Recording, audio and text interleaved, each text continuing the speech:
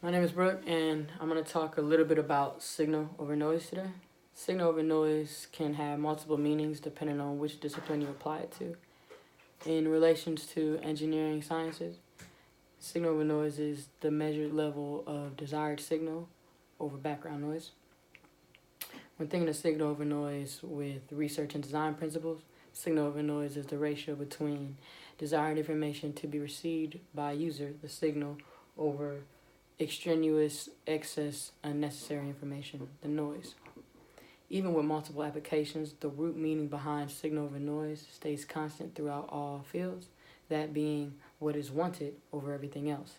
In both engineering and design, a high signal over noise ratio is wanted. Having a high ratio shows that your intended message is being understood by your audience in a clear fashion, that they will be able to comprehend past you talking about it. From the creation step in any type of communication, degradation occurs. Degradation is a reduction of information by changing its form. This happens when information is transmitted and received by another user from its origin. It's almost impossible to avoid degradation because no two people understand information in the same manner, so you can't control it in that way. Noise reduces the clarity of information by diluting useful information with useless information. The accuracy of understood information can be explained by the remaining signal over the added noise factors.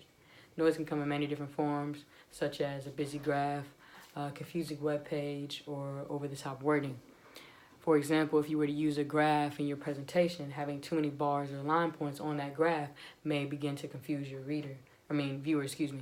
The specific points that you may have intended to highlight may become camouflaged with the rest of the graph because there's so many other elements that the user can focus on at a time. Another example of noise can be excess wording. In both a written format as well as verbal, too many words can hinder what you wish to express. Filler words or even advanced vocabulary may take away from your original purpose. Your audience focus may switch to these points, the noise, rather than what the important information is in your presentation, the signal. The desired goal in any design project, is to have as high a signal over noise ratio as possible. The saying less and more is still true in this aspect as well.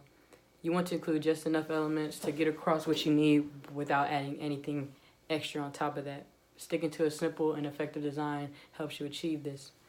Increasing signal in your project involves clearly conveying your message with the least amount of degradation as possible. Degradation can stem from, like I said, cloudy word choices, busy graphs, or just ineffective means of relaying messages. As previously stated, if graphs aren't presented correctly, they become very confusing for a viewer. This misinterpretation of data adds to the noise in your ratio.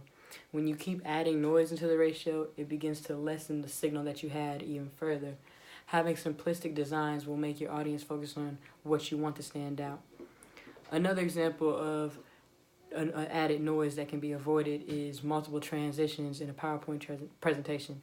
The effects may look visually pleasing, however, they do not impact the information that you're presenting in a positive way. It tends to direct the viewer's focus to those transitions instead of what you're talking about.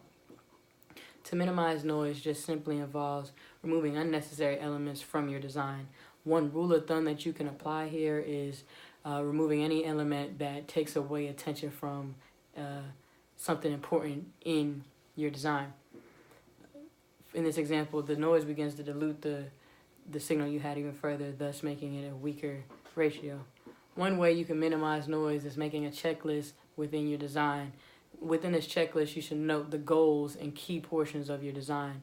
These elements that you identify should start off as your basis signal. So having this list in mind, keep your project focused on what you need to avoid so that you don't take away from those signal points. Signal is not just only in hardcore sciences or academic disciplines. You can also apply these type of concepts to your everyday life. For example, imagine if you were having a conversation with somebody. You already know what you want to say. You know the type of topics you can talk about with that person. When you collect these different pieces of information, you're creating a signal for the conversation with this person. In that same regard, you also know the things you can't talk about with this person, things that will prolong conversation. Thus, you're making a noise factor in that conversation. You can do this as well as with relationships. When you think about what type of relationship you want from a person, platonic or romantic, you know the boundaries you can have with those persons. By making those boundaries, when I say boundaries, I'm referring to you know what you can talk about with that person again. So this is making your signal with the relationship. You also know what will work and what won't. The won't in that manner will be your noise. You can also think about signal over noise when how you react to things that happen. You know the type of reactions that won't serve you any good to find a resolution, noise, and you know what you want to get done from that event, the signal. In any case, in any way that you apply signal over noise, you want to try to improve your signal in that ratio as much as possible. Even when involved with a project that already has a high signal over noise ratio, you want to reanalyze what works in that project and what could be improved on even more. You can look back at the elements that you consider that are still noise and think about what's making them lackluster and not working for you. In each element of your design, you want to maintain the necessary amount without going over. Like I said before, less is more. So you just want to use just what you need to get across to your audience, but not try to go over the top. The finished project should be easily understood by nearly anyone who comes in contact with it. Someone who has no prior knowledge to what you're talking about should be able to navigate through your project with little to no effort. Keeping your design as simple as possible makes it easier